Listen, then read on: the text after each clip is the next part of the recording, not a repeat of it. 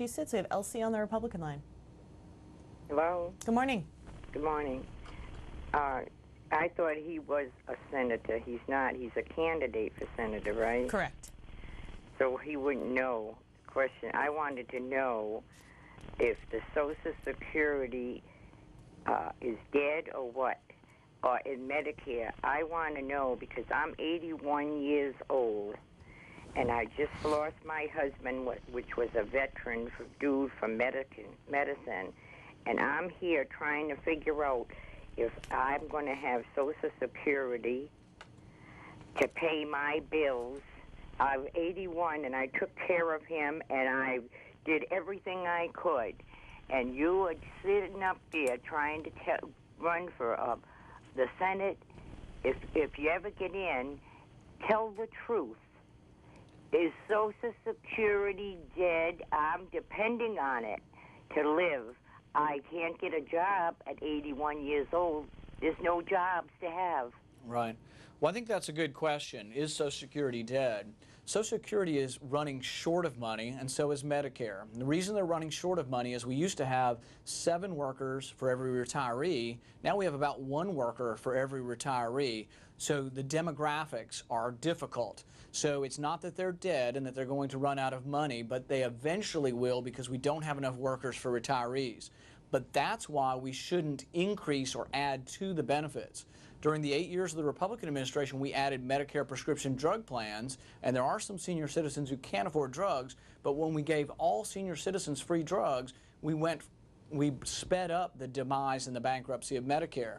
That also should be driving the debate now because they're talking about adding 46 million people. Some of them are not citizens also. They're talking about adding these people into the healthcare realm and having government or having the taxpayer pay for it.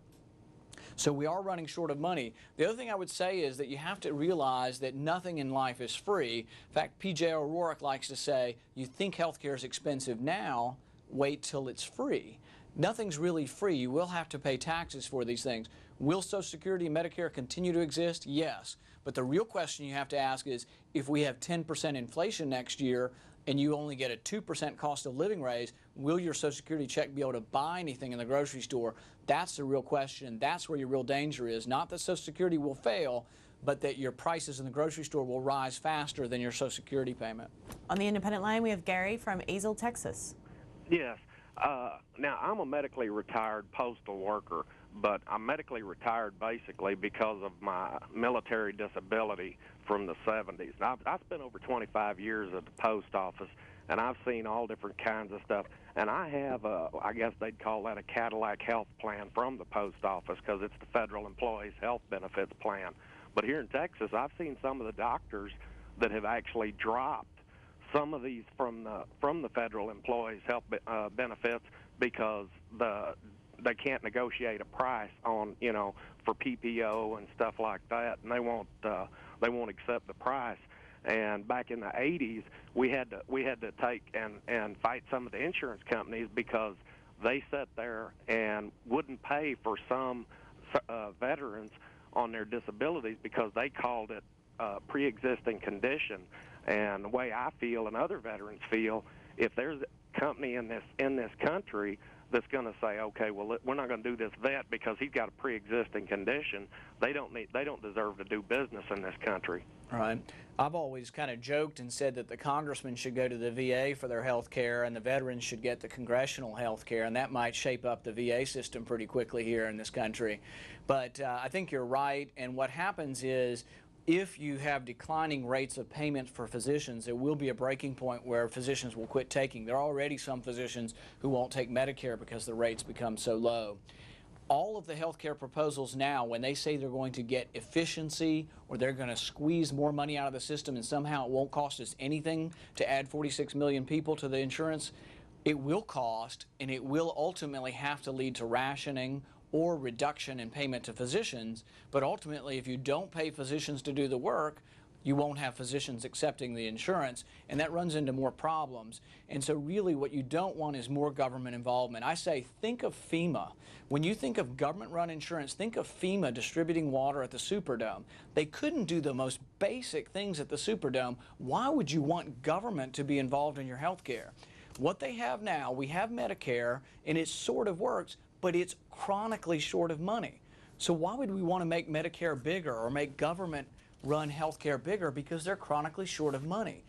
Who do you want to make the decision on what we spend on healthcare? Do you want government making those decisions, or you want you and your doctor? How much are you worth? If you have 6 months to live, are you only worth $20,000 if we can increase your lifespan a year? That's what happens in England. They decide that you only have $25,000 worth of medicine. If your medicine's going to cost $50,000 and it only extends your life 6 months, you're not worth it. And do we want government making those decisions, or do you want the individual, you, your mother, your grandmother, and your doctor sitting in a room deciding what your mother needs or grandmother needs, or do you want government making those decisions? And I think Americans, if we debate this long enough and hard enough, are going to tell the politicians up here they don't want the government making their decisions for health care. One of our viewers, Bill Smith, writes on our Twitter page, are you pro-life? And what do you think about Republican Chairman Michael Steele okaying pro-abortion Republican candidates and not following the party platform?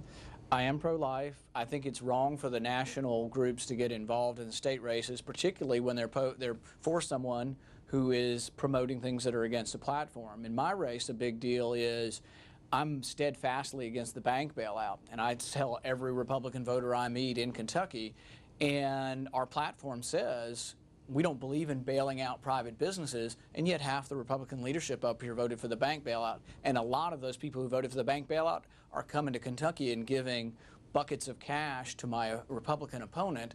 And I wish they'd stay out of my race and stay out of my state and let the people in Kentucky decide, you know, what's best for Kentucky. All right, let's go to our next call from Reston, Virginia. We have Cheryl in on the Democratic line. Good morning. Thanks for CSPAN. I think that the candidate really raises an interesting point about the lack of capitalism in healthcare.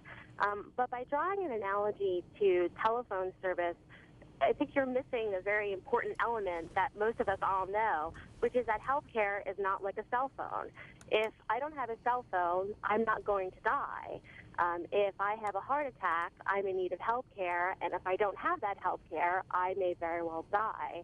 And so I would contend that health care is not a commodity that you can buy and purchase and sell, and that it is far closer to a right to which all people should have access. Therefore, we can't buy and trade it on the open market. Because ultimately, people cannot walk away from the purchase of their health care without walking away from this life. I think it's a good point. It's a very important debate, and it is the debate we should have in Washington over whether health care is a right or not a right.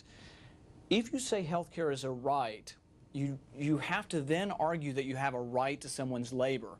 You have a right to involuntary servitude, because it's just not me as a physician, it's the janitor at the hospital, the nurse at the hospital, the administrator at the hospital, the people who build the hospitals, the people who invest. Do you have a right to their labor? I don't think you can have a right to something like that. You can have a right to an abstraction, like the pursuit of happiness, but you can't have a right to happiness. When you go back to healthcare, can healthcare be like a cell phone? Maybe not always, but about 90% of your healthcare you get is elective and done on a reasoned and slow fashion. Even a heart attack can be pre-negotiated in advance, and is a lot of times through health insurance pre-negotiated the rates. So yes, you do need capitalism, you do need price mobility, because the problem is if we only look at access and we put all these people in the system, we did nothing about expense. And really what most of us are complaining about is the expense. So if we lump all these people in, then the only way to control expense is through top-down sort of regulations and rationing and restrictioning of healthcare. So most healthcare actually is non-emergent. For the emergent part, we have 100% access. And that's something that can't be emphasized enough when they say people don't have health insurance. 100% of Americans have access to emergency care. It's been that way in the era of government, but it was also that way in the era before government. So we have 100% access. If you break your arm, every doctor in the country will see you and every hospital will see you regardless of your ability to pay.